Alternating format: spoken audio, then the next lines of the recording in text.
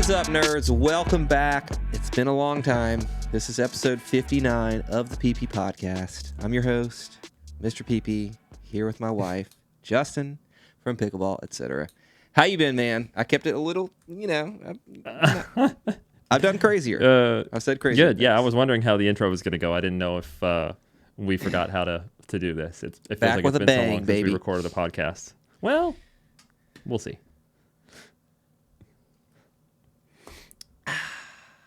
Oh, is that our Owala spot? Our Neither of us sweet have signed up Owala. have gotten Owala code yet, but we probably should. Here. Yeah, no, they immediately denied me. Immediately. Within Oh, really? You tried? Within 30 minutes. I got an email like, no, sorry, you're blah, blah, blah, blah. We are not accepting affiliates. But anyway. They said your follow account's too low. You're a micro yeah. PP channel. You're a micro PP channel. Yes, exactly. Yeah. Did I say that in my intro 3 times? Yes. Did they hold it against me? Probably yes. Probably. So we've been gone for a little while. Hashtag PP across the nation. Yeah. I was in Across New the York, nation, baby. and Justin was the other side. We had a little split. Nothing's bad. Everything's okay. We're still healthy and love each other. But you were in LA, so Orange County to be specific. OC, baby. OC. Oh, I learned while I was there. You don't mix the two up. This is not LA. This is OC. Yeah. The OC. And the LA people don't want to be tied to Orange County, and the Orange County people don't want to be tied to LA. All right, I get it. Actually, I do get it because I did go to LA a little bit, and the vibes are very different. Vibes are very different. In OC LA, to LA. they're not very friendly. I don't know how the OC is. I'm sure they're a lot friendlier. But LA, I went there one time, and people don't even look you in the eye. You go to a Starbucks, and they don't even say, how are you? They're just like, what can I get for you? Southern hospitality is a real thing, man. It's a real thing. I mean, you were in New York City. It's the same way there. There's no New York they got no is time weird, for though. hospitality. New York is way different. It's like the people at restaurants and stores are very friendly. Anybody on the street, forget about it. You don't even exist. Yeah. Yeah, don't even exist. Yeah. But, yeah, man, how you been? Good, dude. Yeah, good. Went on the long trip. Did a lot of pickleball stuff on the trip, which was fun. Got to go to a couple of Neonic events, them previewing their upcoming paddles, which was really cool. They got some good stuff in the pipeline. I can't really say much, I don't think. Maybe I can, but since I don't know, I'll just keep quiet. I'm sure you guys will hear about it soon. Shut your pretty mouth up. And then, good, did man. some typical walks on the beach and You thought about me? got in the ocean. We stayed on the beach. It was actually funny. Somebody from there, they got me because I haven't been there in 30 years to the West Coast. And they were like, have you gotten in the ocean yet? And I was like, nah. And then they were like, oh, dude, you should go for a morning swim. It's warm. And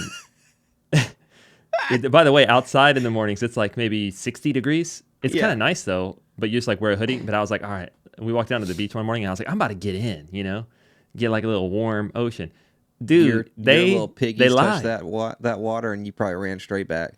Nah, I went in. I was like, it's like a cold shower. I was Pacific like, I'm Ocean going is in. freezing. Dude, it was so cold. It hit my legs. You're right. And whenever it hit my feet, I was like, oh my God. It was like cold shower cold. But Dang. I was like, I can't be here and not do it. So I just sprinted in. I dove in. Went. Wow, you're a man. That's why you got that big old beard. Listen, hey, maybe it's a net gains thing, but maybe not. Maybe this is just what time is this? We just say whatever we want in the beginning. But anyways, cold showers, obviously a ton of science, for the benefits of cold showers, and I've been doing that shit recently. Specifically, Wow. I've been playing in the mornings at 7 a.m. now for a while, and I just always am like a sluggish starter early in the morning. I feel mentally awake, but I don't feel physically awake. For the first, 30, 45 minutes of playing. And so I was just trying to figure out what to do. So, yeah, I've been waking up a little bit earlier, more than an hour before playing.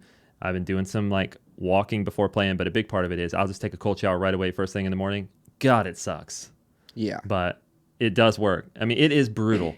Have you ever done an ice bath? Yeah, I have. Yeah. In a way, I don't know, the shower almost feels... I don't want to say it feels colder than an ice bath, but it's harder to stay in it because half of your body's out, half of your body's in, and then the air itself is cold. But when you're in an ice bath, you're like, I'm in, I'm this is in. it. Yeah. Yeah. So the cold Yeah. shower, I've been kind of cheating though. What I do, for all you guys who maybe try it and can't take it, this is what I do. I put the shower on warm. I get in, I shower warm, and then I stand in there with my face and my chest in the water, and I just dump it full cold. And then I just stand there, basically losing my breath for like 45 seconds. And then I'm like, oh God. And then I turn it back warm, and then I warm up, and then I get out. So Dang, it's bro. probably cheating. Yeah, but, you're a cheater. You're a cheater for sure. dude, it has helped me, by the way. Physical performance in the morning. Oh, yeah? I know. Yeah. No, I feel way like more physically awake. That's awesome. Anyway. That's awesome. Well, on that train, I messed my back up, bro. Like 3 weeks ago, I took like a week off, played, went almost back to square one after I played, then took another week off, and then flew home from New York, got out of my car, kind of did a little bend down stretch, and then tightened right back up on me. Right back to square one. Went to PT the next day, and been on the mend. Got them to shoot some lasers all up in my back and on my ass. And they dry needled me. Done a lot of crazy stuff, but feeling infinitely better. Played today. Literally, I went like as hard as I would, go. And back feels good, man. Honestly feels better than it felt this morning before I played. So you almost bailed on me for Worlds. Dude, I was like, just have a backup plan ready. I called Richie on the phone yesterday, and I was like, Richie, will you play for me in Duper 18 if I can't play on Sunday? He's like, I got you, baby. So I had all my backup plans, ready to roll. But we're back, no pun intended, and Justin and I are going to be playing 4-5 at Worlds. Champions Division. So this is the only people who medaled in 4-5 tournaments. We're going for it. We medaled in 4-0 and jumped up to 4-5. They let us play up. So yeah, we'll see. Right. We may regret that. But hey, I mean, the last few 4-0 tournaments we played, excepting one in my case, which I won't talk about, we've been medaling, right? Yep. So in the last one we played together, we got silver. So I think it's time. It is definitely time. Just to go to 4-5. Okay, cool. Well, hey, real quick, before we dive in, quick shout out. I missed this when I was talking about California, but this brand, Rec Play, pickleball clothing brand, it's actually pretty cool. This shirt is cool. I like this. that. This is a shirt I just bought when I went to iPickle. I went and saw Right Side Will, my nerdy tourney champ partner, and there was a big tournament there going on. Yeah, actually, for real. Daddy in a dress in that tournament. But it was great to see him. He's such a good guy. He's like just always good vibes. But yeah, when I was at that tournament, I saw these shirts and I had to get one. So I'll turn around and check it out. Oh, baby. Fear the paddle. Rec Play. Little Halloween themed, but that's cool. It glows in the dark. It's actually a cool shirt. It's like I said, it's like nice and thick. It's kind of a boxy cut. So, all right. That out of the way. They have no idea who I am. And whatever, I just thought it was a cool shirt, so that's cool. Wanted to give him a quick shout out. Anyway, all right, for this episode, let's run through what we're gonna do today. Paddles, only a few paddles, but yeah, I'll probably end up rambling for one, but I'm only gonna talk about a few. Yeah, same. There's like a lot of paddles going on, but I've been doing a lot of work stuff, so I haven't done a lot of podcast testing. But we'll talk about a few. And then we're going to do a sneak peek. Like, is there a new week, new main of shoes for me after literally 14 months of playing with the CG2s? I cannot believe that. Probably. Really can't believe I'm a little surprised. I know. Then we'll get into our typical segments. New week, new main. Like, did we change paddles? Are we going to change paddles right before Worlds? Would that be wise? No. But are we going to do it? Maybe. Are we wise? Net gains? No. I know, true. We'll get into some stuff in net gains. This is really quick. And then NERDTOWN is actually going to be hopefully a fast one. You know me. I say that, but we'll see what happens. We're already let's dive almost in. 10 minutes in. Dude, this is what we do. Hey, it's like, I mean, even though you and I talk in between podcasts, it feels like whenever we get on the podcast, it's like we got to catch up. We're just flirting. So we just end up rambling for a while. Yeah. Hey, All right. here for the Well, vibes, you know. first thing I'm about the vibes. First thing we're gonna talk about is a company that just hit the scene, and Justin has some heavy involvement in the paddles that were developed, which is F+B, and they have a new paddle series called the Runout, which comes in the E, H, and S, which stands for elongated, hybrid, and standard. Some of you may have seen some other reviewers review them, but I haven't had a chance to make a review because, number one, I've been hurt. I have had a couple other paddles that were ahead of the queue, and just have not had a ton of time. So, Justin, why don't you just kind of run through the specs, kind of everything that people need to know, and then we'll both kind of run through how they play and who these might be for. So, go ahead, man. The floor is yours. Okay. First, warning. Bias disclaimer. Chill.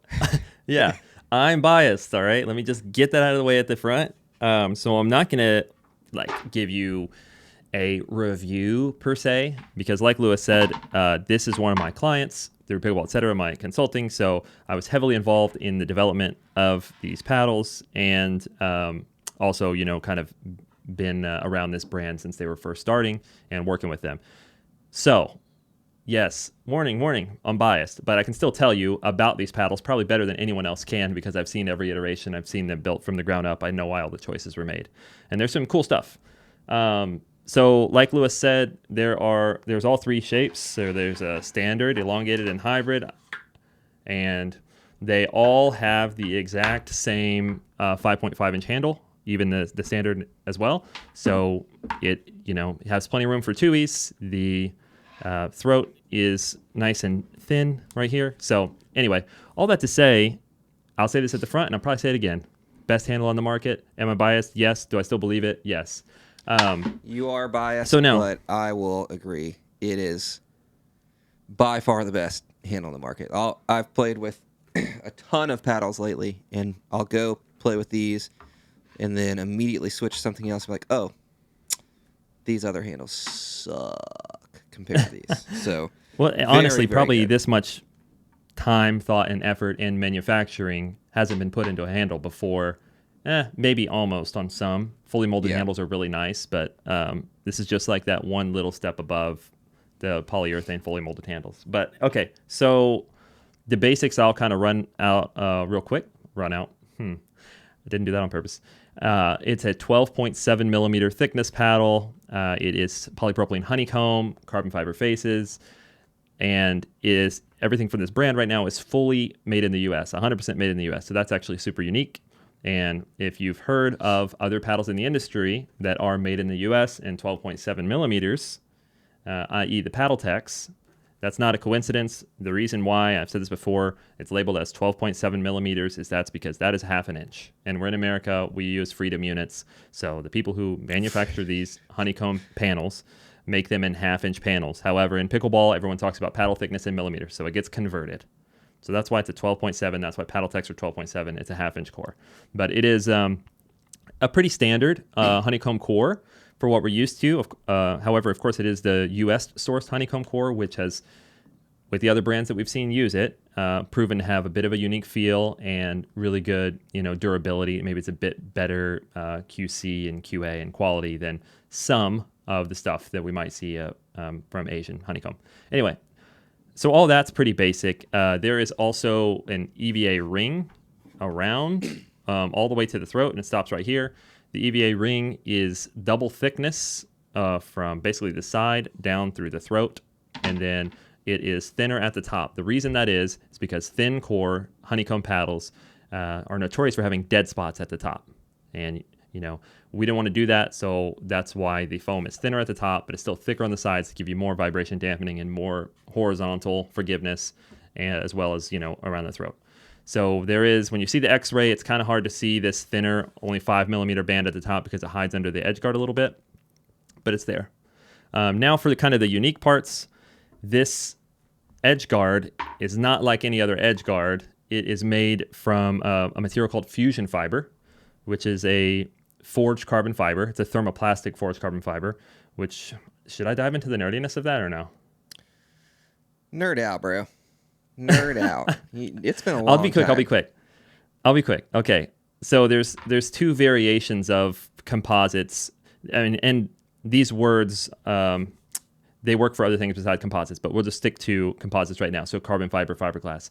Thermoset is what we're used to. That's whenever the composite, whether it's carbon fiber, fiberglass, is impregnated with epoxy or something that heat, sets and heat. So you heat it up and it cures and it stays and it sets like that. And then that is what it is. Thermoplastic, heat, plastic means essentially moldable. That's kind of the rough definition of that. It means that when you heat up a thermoplastic material, it will melt and you can shape and mold it into whatever you want. And then as it cools down, it cures. But the cool part is you can heat it again, melt it back down, remold it into something else. So the reason why that's important is because this is fusion fiber. It's a thermoplastic forged carbon fiber, and it is actually upcycled. So it is carbon fiber. I don't want to say waste, but carbon fiber that was maybe offcuts or extra pieces that, because it's thermoplastic, is now able to be used again. If it was thermoset and had epoxy in it, it would just be done. It'd be trash.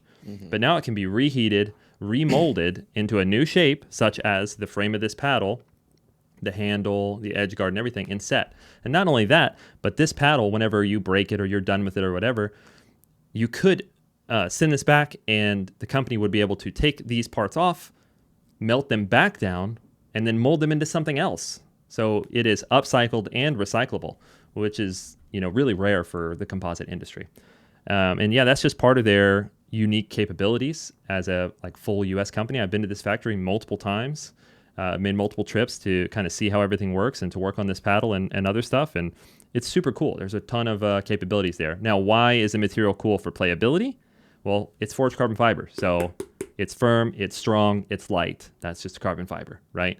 But since it's thermoplastic, the resin that's infused in here isn't a brittle epoxy.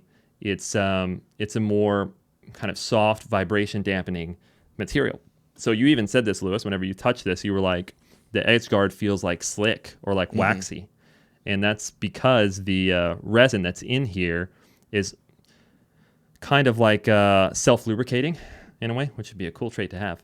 But yeah, so it gives it that kind of nice sort of soft touch feel. You think like a soft touch plastic.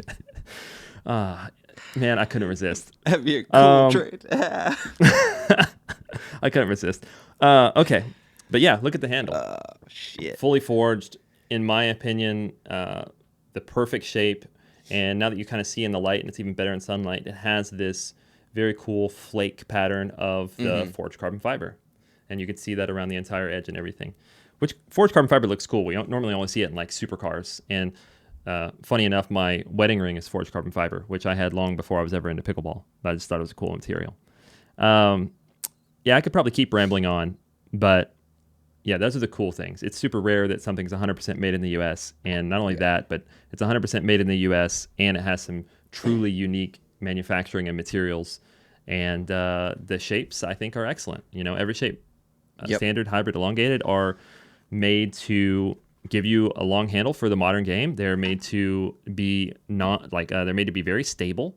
But they also have some nice curvature to them for both aesthetics and in case you rub or whatever. So I think these are great shapes. How's the standard shape I'm holding up? Here's the elongated shape, which looks a little funny without the grip. But they also look related. It's a family. So yeah, I don't know, dude. Like I said, I could probably ramble on for a while, but I don't just want to make this a big show about my business. So I want to hear your takes on the paddle, and then you cover more of the playability aspects, since coming from me, it just would be biased.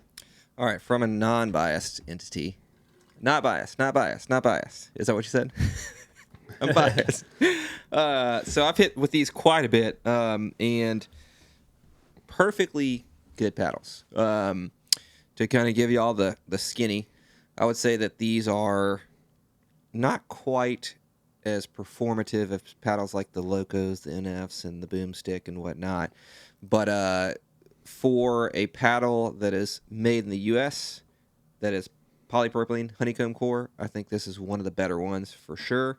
The sweet spot is significantly better than the Paddletechs and the old Engages that people have played with a bunch.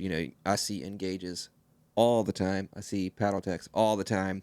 And although this does not hit quite as hard as the Bantam series, especially the 12.7, the sweet spot in performance is much better, much more consistent across the face, and they sit kind of in that all court, maybe slightly leaning power, realm in terms of firepower. They're relatively stable out the box, and with a little bit of weight, they become pretty darn good. And overall, I think they're solid paddles. I think for a first entry into the market for a American-made company who does not have the, capabilities of thermoforming and all these different flavors of foam and polypropylene cores and whatnot, I do think that this is one of the better, if not the best, American-made paddle available right now.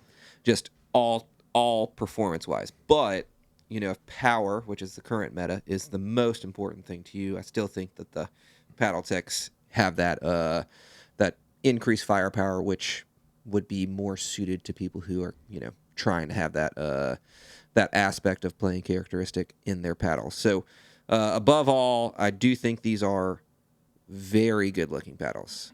These are some of the best looking paddles that I've seen. I like how all of the shapes are consistent with their handle size. They all use the full allowable dimensions. They sure do. I wonder why that is.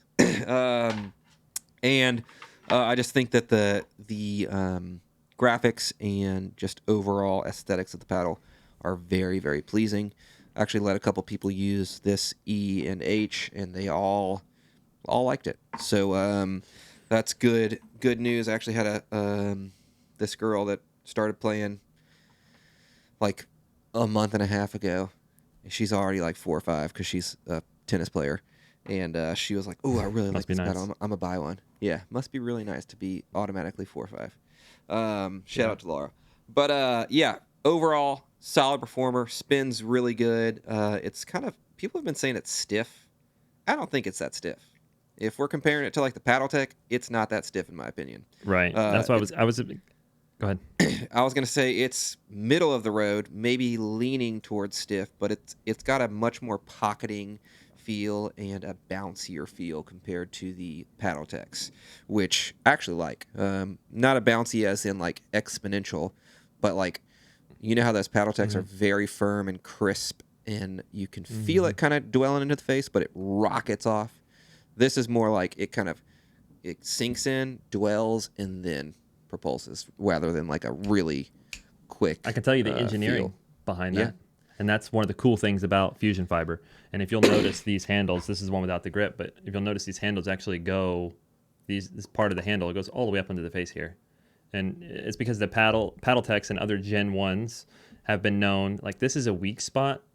Paddles break there. You see tough guys snap their paddle right there really easily. Tough guys. And then there's also a lot of flex there. So what you just described, I think, is actually the engineering intent behind this paddle series. So the Paddletechs have a lot of throat flex, which gives you this feeling of like a diving board, like it goes boing and then it fires off. Whereas the stiffness, I think people are feeling in the runout, I don't think they're wrong. I think it's the stiffness of this frame. The frame. This whole unit is all heat welded together. So now you have a very kind of non-flexy outer perimeter, and then the interior, almost like a racket with strings.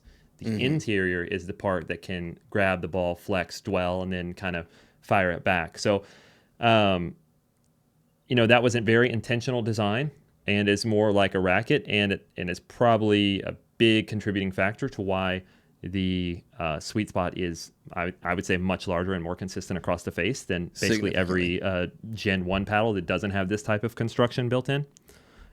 So, yeah, I'm with you. I think that's the stiffness part. Can I ask you a couple questions about it? Yeah, go ahead. Because I'm at work now, you know what I mean? You talked about the power level being lower than the Paddletechs, and I agree with you, especially because this is a 12.7 compared to the Paddletech 12.7s, and I think the reason why is the Paddletechs have fiberglass in it. This does not. It's just carbon, so it's definitely more of a plush feel in a way Yeah. on the ball contact. It's typical what you'd expect from carbon fiber versus fiberglass. What would you compare the power level of the runouts to the PaddleTech 14.3s? I'd say that's much more similar. Yeah. I found that the 14.3 has more power on drives and serves and putaways, so the big swings, than Yeah. the 12.7 Bantams, which some people, we're getting into nuances that are not that important to go into. But basically, I would say this is pretty much equivalent in terms of pop with the 14.3, and probably barely under the large strokes in terms of power. So I'm good with spot you, to be. especially without weight. Yeah, It's I like think a slightly elevated Gen 2 is what I would for describe power it. and pop. I almost think that in my testing, the runout is a little bit more poppy than the 14.3s. It's pretty, poppy, but it's close. Yeah, It's close. We'll just say it it's would close. definitely. I guarantee if I put them side by side that I could give you a more distinguished estimate as to which is more, more poppy. Excuse me. So you kind of flirted around this, and you said, as a U.S. based or U.S. built, 100% built product, you were comparing to the other ones, and you were like, it's one of the best. So now I'm going to ask you, versus the U.S. built Engages, what do you pick, Runout or Engage? Oh, definitely Runout.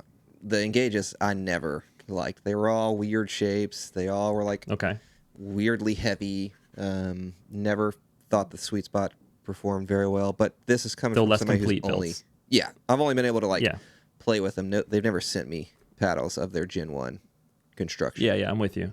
So, and we're not going to hold your feet to the fire. I just wanted to do this real quick. Versus the Revelin paddles. Not even close. Yeah, these are Okay. way better. Versus way better than the Avoras.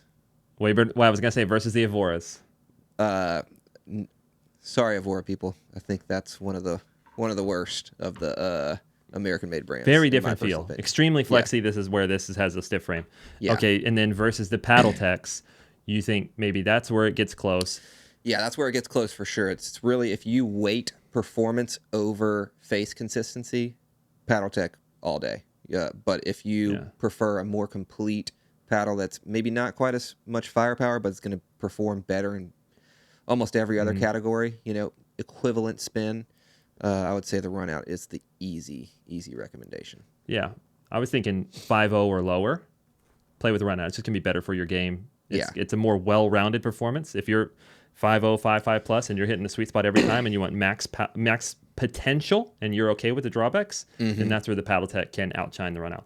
Okay, so that was all the U.S. companies that I know of. I guess Thompson, but I hit theirs. Love their innovation, and I have hit it, and super cool what they're doing and their construction method, but I haven't been impressed with hitting the paddles, and I specifically can't stand the handles, even the updated one.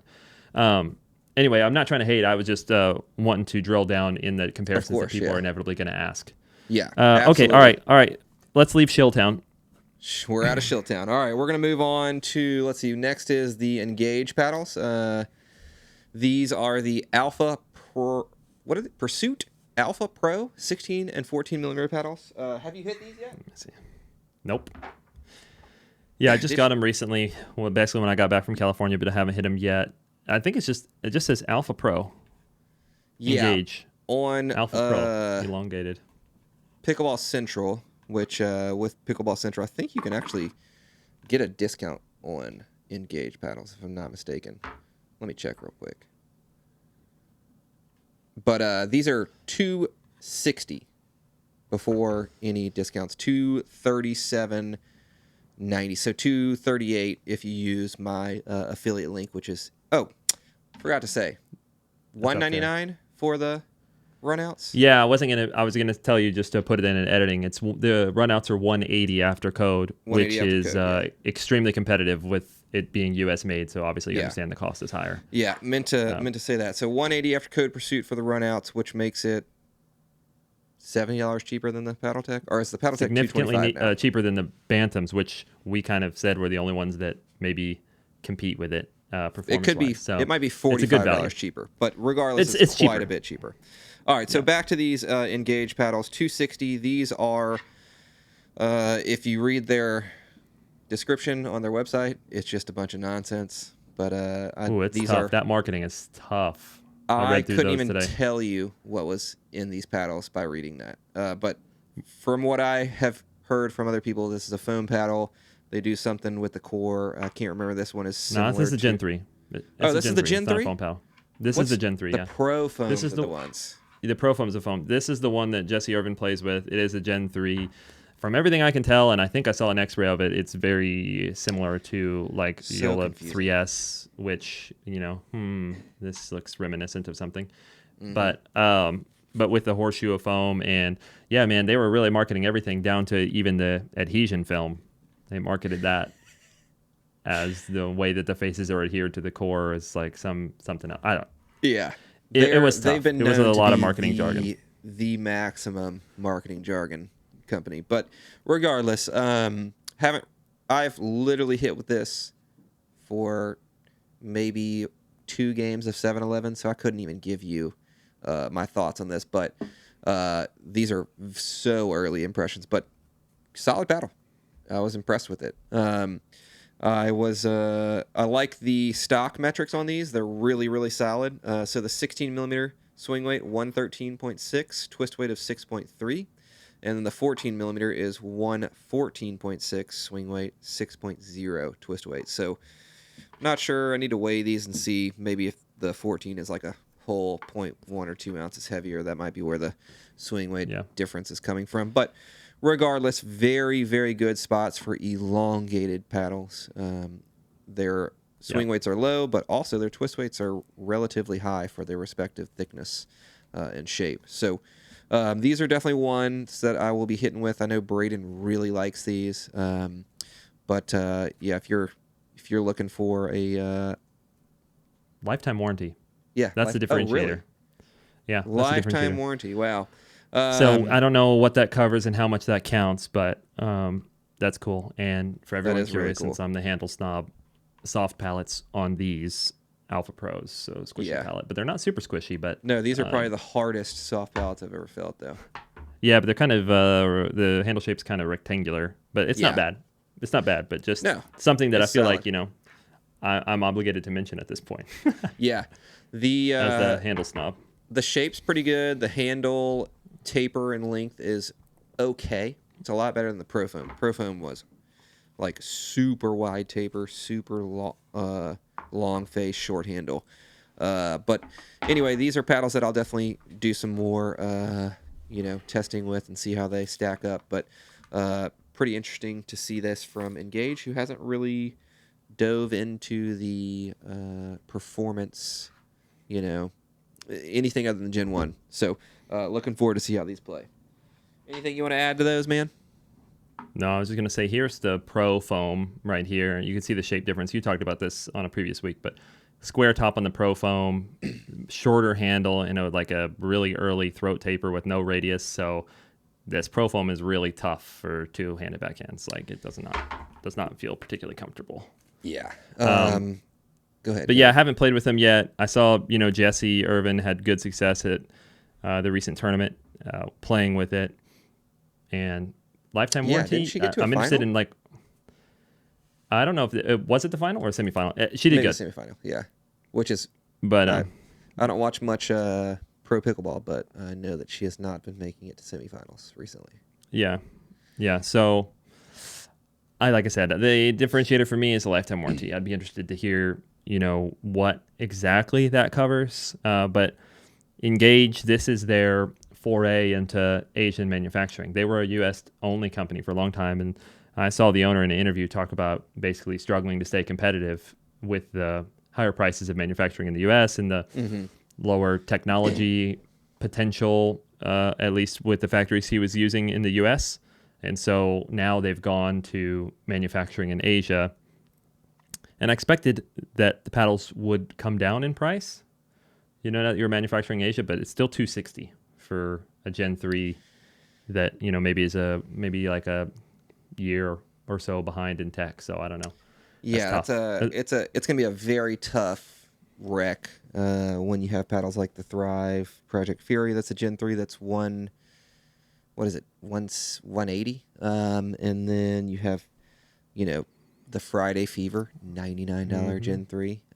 So it's a tough ask for that price. 238, that's a lot of money for a Gen 3 paddle. But lifetime warranty, that's pretty epic. Yeah. So we'll move on. This is a new paddle that haven't really seen anybody test or talk about. It's I believe they pronounce it Aireo. This is the Cyclone. 16 millimeter paddle, uses MPP, a floating MPP core, 16 millimeter elongated, and it has a swing weight. Ready for this? 113, and a twist weight of 6.25. So a very, very intriguing stock swing weight, twist weight metrics. So played with this paddle, not a ton, about 2 games, and just based off of initial impressions, this is one of the poppiest and most powerful paddles I've used in a long time. It gave me Selkirk boomstick, that, E6 Zephyr. It's legal? It is legal. USAP, PB Core, 0.43 approved, baby. So, yeah, this paddle is very powerful. So I'm going to use this some more, and I like the shape. It's good. It's typical elongated. If I'm not mistaken, they do use the full allowable dimensions. I thought I had my little tape measure. Here it is. But yeah, nonetheless, I talked about some of their other Gen 3 paddles that, so this is 7.5 by exactly 16.5. So great shape. I brought up the Aereos a couple of months ago with, I can't remember, they were like the Titan Hawk or something like that. And they were good paddles. They just kind of felt like toned down Yola Pro 4s with, like a $230 price range, which was not super appealing. But nonetheless, definitely a paddle I want to check out more. MPP, it's a little jarring, like it's not as nice feeling as EPP, but I feel like it's something I could get used to and learn to like more. But what are your thoughts on MPP? Have you played with much lately? I know you've said you've tested some. I haven't. Prototyping. Yeah. I've prototyped it side by side with EPP a lot. I mean, for months now. And I have never, I've been able to test the exact same build, EPP and MPP, right? Yeah. And at least at that time or earlier on, the MPP was more expensive and, I'd say more difficult for the manufacturing side. But now it may be kind of close to the same. However, even in the playability, even that aside, I have never chosen an MPP over an EPP in the same build. Gotcha. So yeah, I'm not saying EPP is amazing, but it is kind of the standard right now for the hitting surface of a core, and there's a reason for that. It checks a lot of boxes, like how dampened it is, how much power it is, how durable it is, how easy it is to manufacture, which has to do with temperature tolerances and adhesion acceptance, a lot more. But I'm not convinced that MPP is better than EPP. Right now, it's just a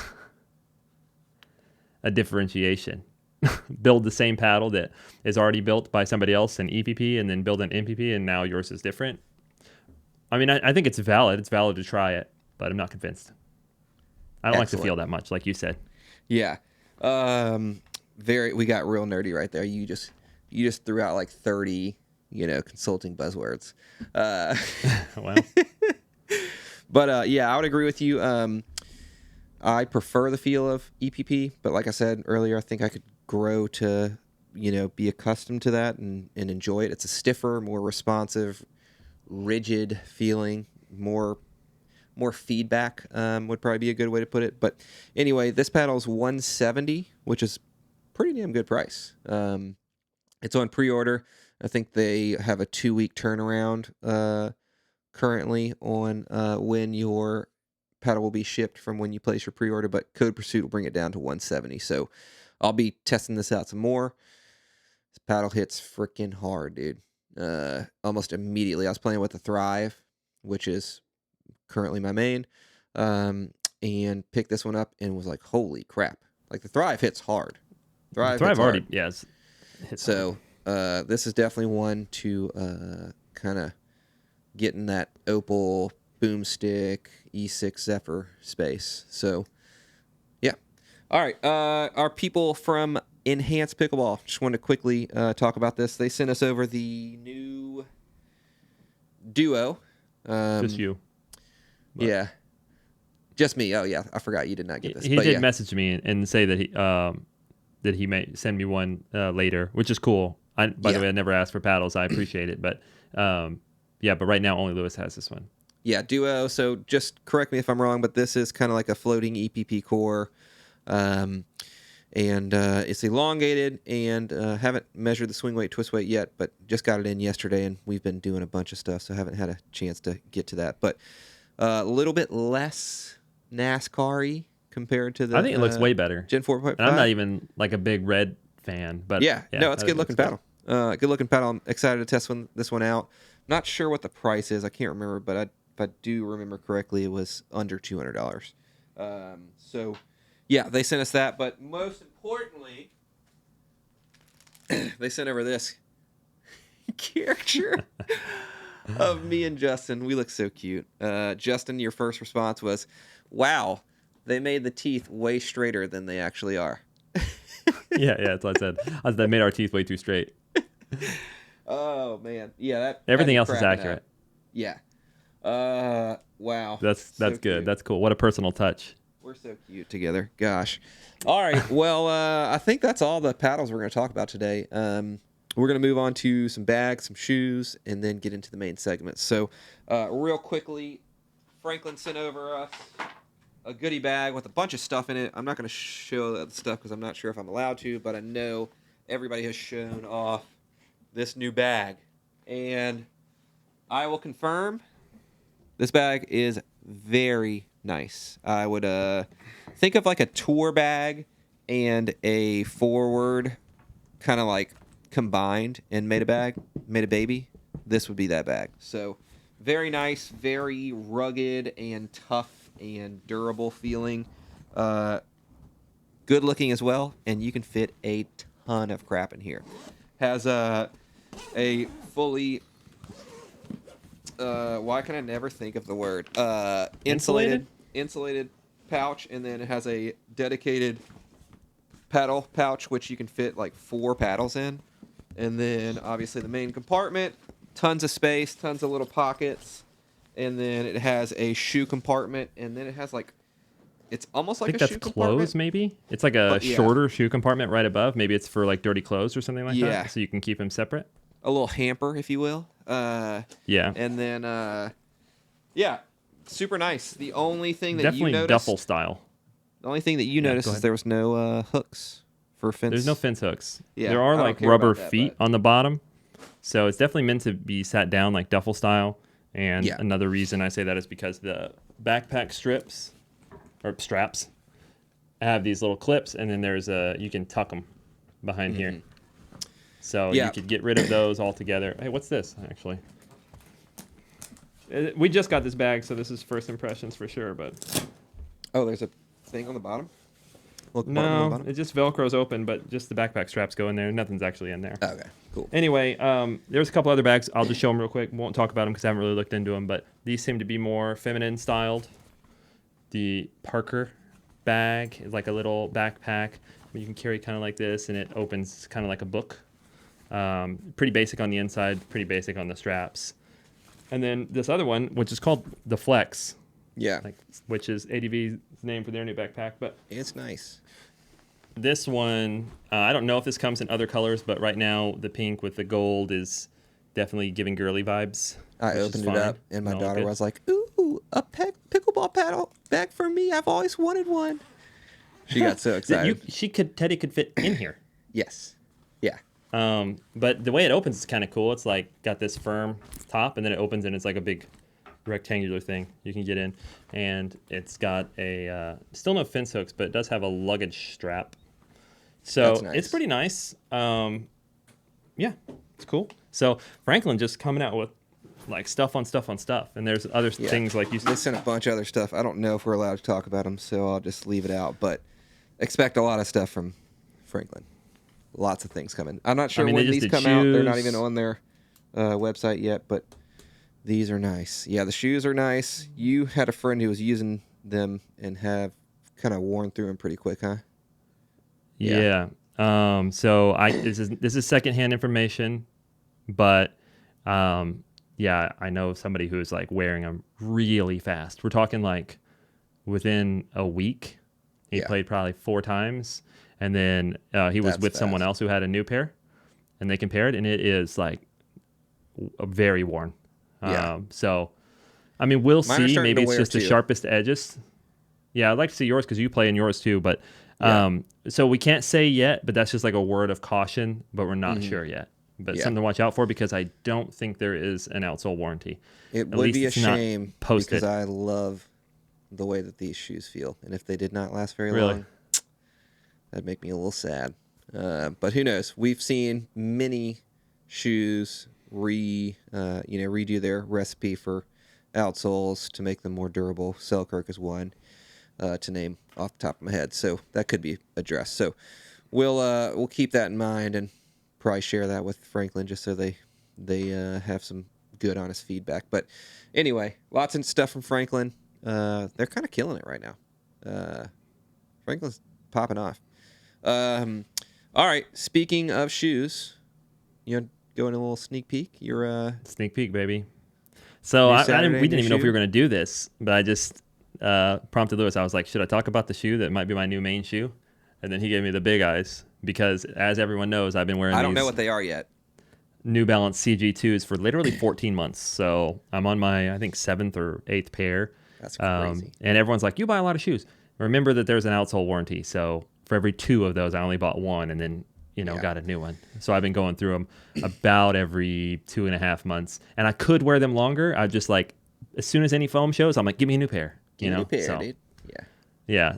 yeah. All right. Well, here it is. Yonex Whoa. I AD-ACCEL. was not expecting that. You didn't know about this shoe? Didn't I tell you about this shoe? No. Okay. Well, they come with color matching laces, but I'll get to why I switched to these laces in a second. So this is a shoe that I've actually wanted to try for a long time based on Foot Doctor Zach's review. Years ago when I played tennis, I used to wear the Nike GP Turbo. It's an old shoe they don't make anymore. And then when he reviewed this, he was like, oh, this is the reinvention or the second coming of the GP Turbo. Having now played the shoe a lot and kind of mained it, I disagree with him, but I do understand what he was going for. But the short of it is this is a speed shoe, but it has almost like a maximalist midsole and for a speed shoe, which is really interesting. So the upper is like very rubbery and light and actually breathes pretty well. The other day I was playing, it was chilly, and as I was like running, I could feel the cold air on my foot. So that's a good sign for the breathability.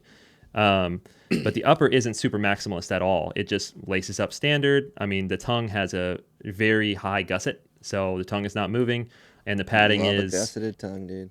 I do. The padding is pretty minimal, but it's this TPU basically material, just like ASICs if you're used to that all over. But Yonex formulation is like pretty rubbery, so it's kind of like the Mizuno Wave Exceeds as well. Yes. Like Yeah, I they're was so about to rubbery say. they break in. It feels soft, Yeah. even though it still is good for drag. Very soccer cleat type feeling. Yeah, and this definitely have that. You would probably like this. Yeah. I'm going to try this. So the midsole is a really cool part. They have multiple foams in here, but then they have some cool tech that I won't be able to really show you too much of, but you can kind of see the shanks peeking through. There are multiple, it's like a system. There are a couple different plastic shanks, and there are also carbon fiber tabs. And essentially what it is they're kind of loaded under tension right here. And then there are leaflets that go into the forefoot and like up the side here. So there's a lot of spring back in the flex, which I've learned I really love in shoes. That's why I like the CG2s with their carbon fiber plate. So this has like a super stable arch. It's really stable this way, like twisting. And the snapback and energy return you get from these is so good. Now, that's the only part of the shoe that's really maximalist. Like I said, the upper is kind of minimalist. The outsole is pretty minimalist as well. And this is where you need to be okay with this type of shoe. The heel is not thick. It's pretty thin and narrow, and then it's very rounded. So this isn't like the most heel stable shoe. So if you're someone who's heel striking a lot, or you ever had problems like rolling off your heel, this is a no-go for you. This is for people who, which is most people, honestly, play more on their forefoot. If you play on your forefoot, there's plenty of outrigger here for lateral stability, and the inside is radius real nice, so it's actually really good for like nimble footwork. And because of the way this is curved at the front, and then also the way that this shank system kind of unloads your heel, it makes you want to be on your toes. Like this shoe, almost unlike any other shoe, the ASIC Solution Speeds reminded me of this as well, but they force you to like lean up on your toes in a way. If that's where it feels best, and it's where you feel like the most springy, which is actually quite nice. And so this has the vibe of, like you said, a soccer cleat, almost like a running shoe meets a tennis shoe. It's just like really quick and light and very nimble and very precise, and it gives you really good spring back and energy return.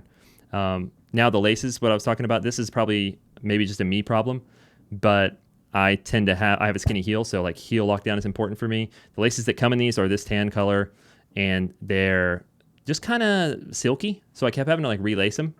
They would like kind of come open, and I'd relace, and it was maybe only once a session, but that was enough for me because then I'd accidentally relace too tight.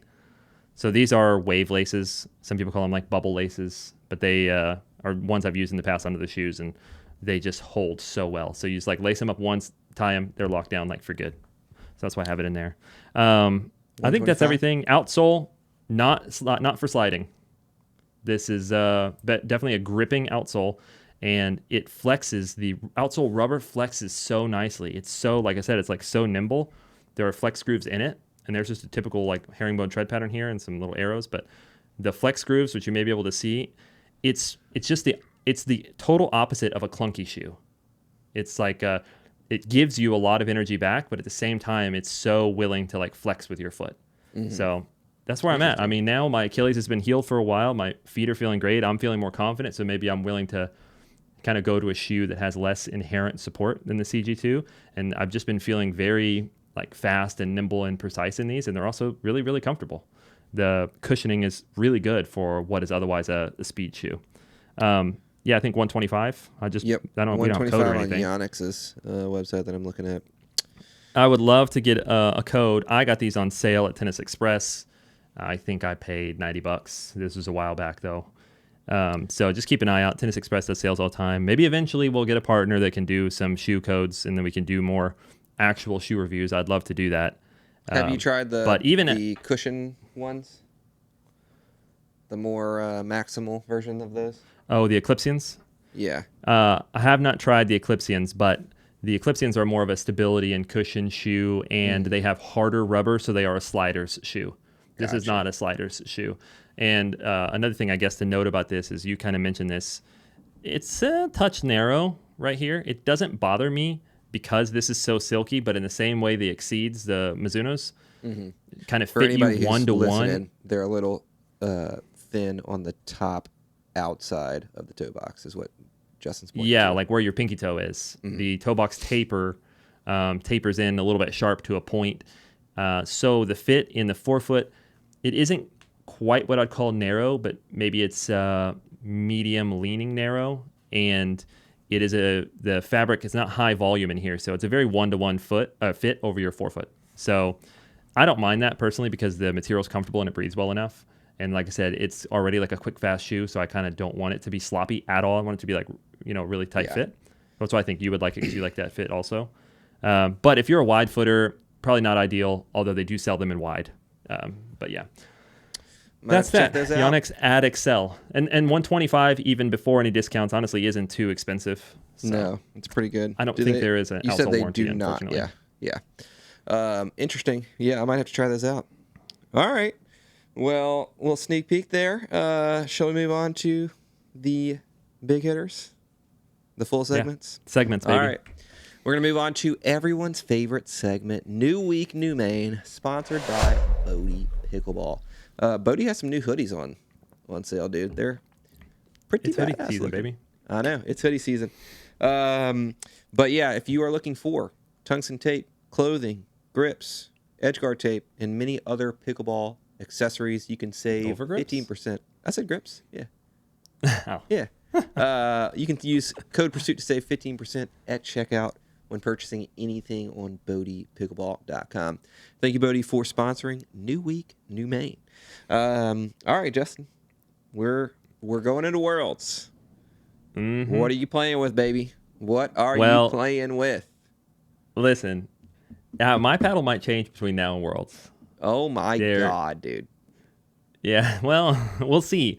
I have a paddle coming Thursday that I had played with the previous version of, and it is legal, but it's not going to be released. But I might be able to play with it. I have a paddle Play coming the in Thursday that I might switch to, and maybe. AKA 6 days before the tournament.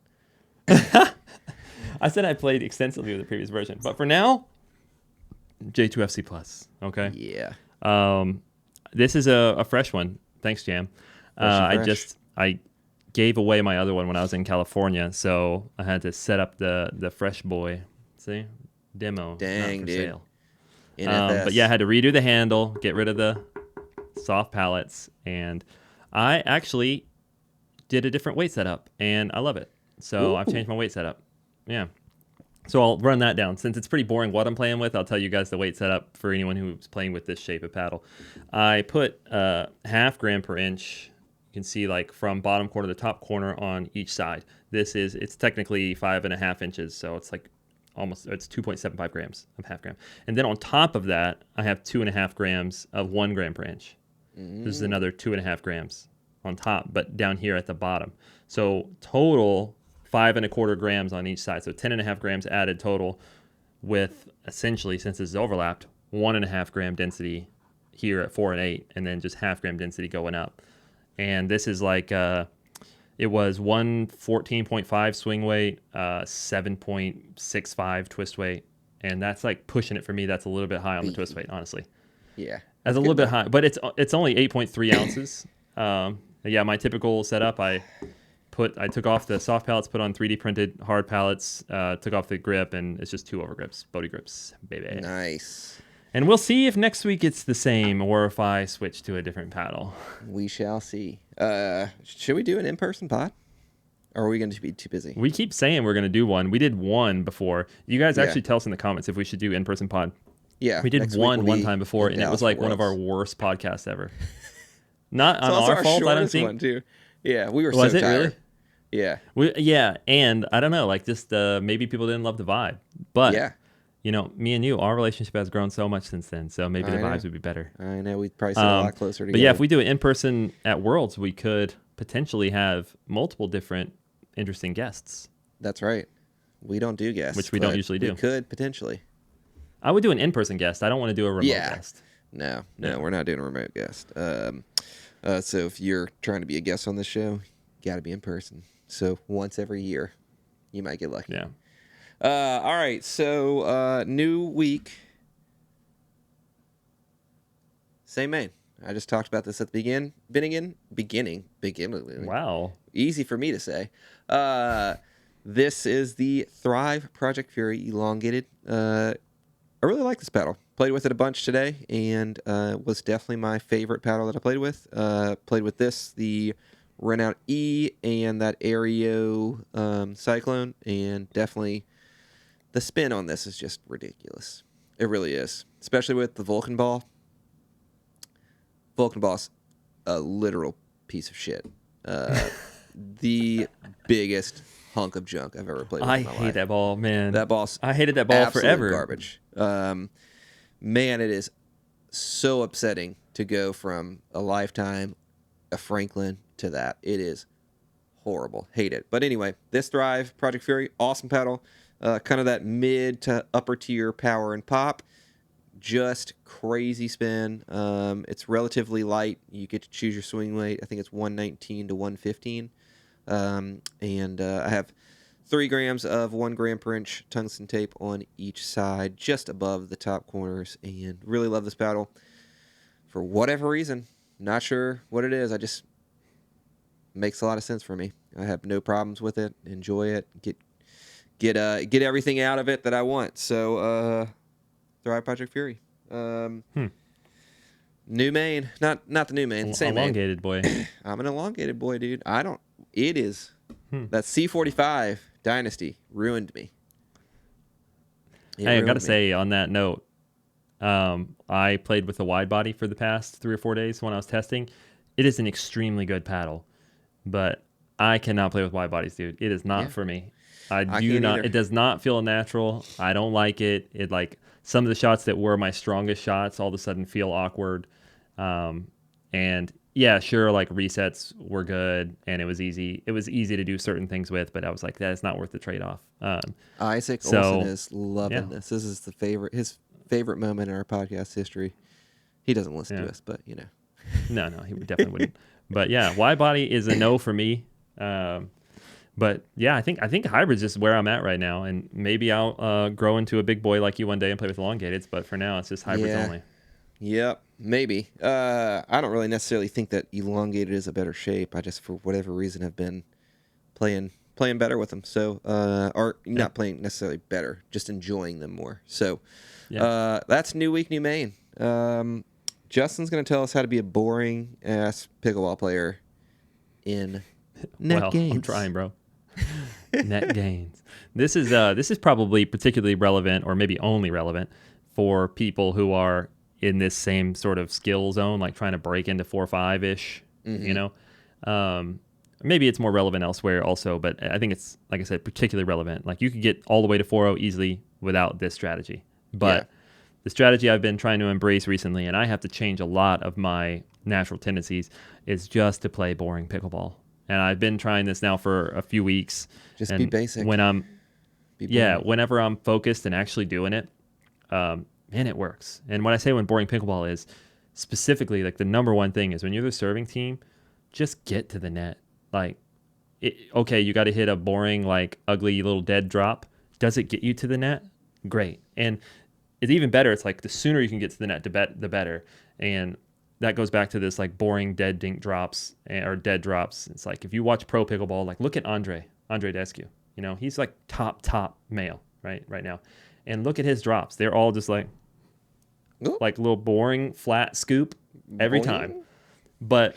But dude is at the line on his third shot. There's no fifth shot. There's no seventh shot. He's It there. also takes him like And 2 steps to get to the line. yeah, true. But no, but I've been my drops have changed from like roll drops and slice drops. Now I just hit like these flat little scoop bunt drops, and Yep. I can tell like almost immediately off my paddle. I'm like, oh, that's good, and then I'm there. I'm like at the line on the third. Yeah. You know, Mm-hmm. sometimes you have to hit a fifth, but rarely, honestly. And if you do, it's the same. Oh, I hit a little high. Let me just stay back and hit another boring bunt on the Yep. fifth, and I'm there. And Yep. yeah. So it's actually been getting me some pretty good results. Just getting to the line, and then the second part is once you're at the line, and this is where it goes into a level deeper. This is something I learned from my coach. Shout out, coach. Is playing boring pickleball at the line, and this is very obvious, but it's essentially being patient, not passive, right? I was always attacking a ball too early, and in my mind, I thought I was attacking or speeding up or whatever because I'm like, it's attackable, it's speed upable, right? Mm-hmm. When in reality, that ball is kind of on the line of attackable, and the mindset shift is just be patient. Like if it's on the line, wait for one that's clearly attackable, Yeah. and how you can enable yourself to really like live in this zone. And Ben Johns is somebody who it seems like lives in this zone, is becoming so confident in your boring pickleball that you're like, you just like are dinking and you're setting stuff up. And then if the opponent wants to dink back with you, you're like, all right, let's fucking do it. Like I will out dink you. You know what I mean? I Like will be I'm more fine. boring I'll than live right here in Boringville. And I'll just dink with you, and I'll just redirect the ball every now and then. Like, let's see where you start feeling nervous, where you start feeling weak. And more often than not, at our level, now the opponent is going to be the one who speeds up or tries to attack an ill-advised ball, maybe hits one in the net, hits one long, or gives you an easy counter. All of this sounds super obvious, but yeah, just play boring pickleball and like live in that, like get comfortable and confident just being like, I'm here, bro. Like we're just, Yeah. you want to play boring? Let's do You it. want a pitter patter? We can do it. Yeah, let's do it. And yeah, and then I mean, usually somebody's going to pop one up, whether it's you, your partner, someone else, and there's an obvious attackable ball. You might just have to wait 2 more shots before you speed up one from your shins. Otherwise, me. Justin. Yeah. So Well, that's my net gains. That's what I'm working on. So at Worlds, you want to see the Lewis two and I most playing 4 or boring 5? ass players? Come on, Justin. boring. People are going to come to our court and be Boring. like, God, let's go somewhere else. This is boring. Yeah. You know? Or are they dinking? Lame. Or are they just hitting scoop drops? Yeah. Yeah. Yeah. I try to play. I'll try to play more boring. See how that goes. But I've been driving a lot of thirds, but also none of my third shot drops have been really topspin heavy anymore. I've kind of just abandoned that. I don't know what it is about the little pull third flat drop forehand. It's just been working for me, and I got a theory also you can about run this. into it. You can already move. Yeah, in. well, you can just walk right through it, basically. Yeah. But that's not the theory. The theory, I think, is we've moved as a meta to these more powerful poppy paddles, and rolling drops is harder. It's legitimately harder with more powerful paddles because you have to have a lot of paddle head speed to get a lot of topspin. And like, your angle or your timing is just slightly off with that much paddle head speed. Yeah, you're sending that one high for sure, Yeah. So it's like, but if you're like a bunt drop is like nothing. There's no backswing, and then you're just like, okay. You just kind of guide it, which is a way easier shot to do with a poppy or powerful paddle. So I think that's part of the reason why the meta has shifted more towards these like little scoop bunt drops that are more boring. But it's because it's like, okay, well, let's just get to the line and let our paddles and the meta shine where it shines, which is usually counters or a ball that's just a little too high. And it's like, good luck getting this back, off this paddle. So Good luck getting this back. Yeah. Into the net. yeah, exactly.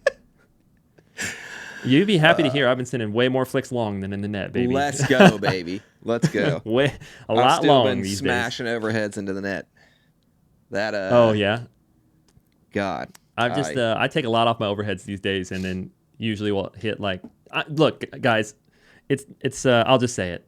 I want to be like Andre Diascu. Yeah.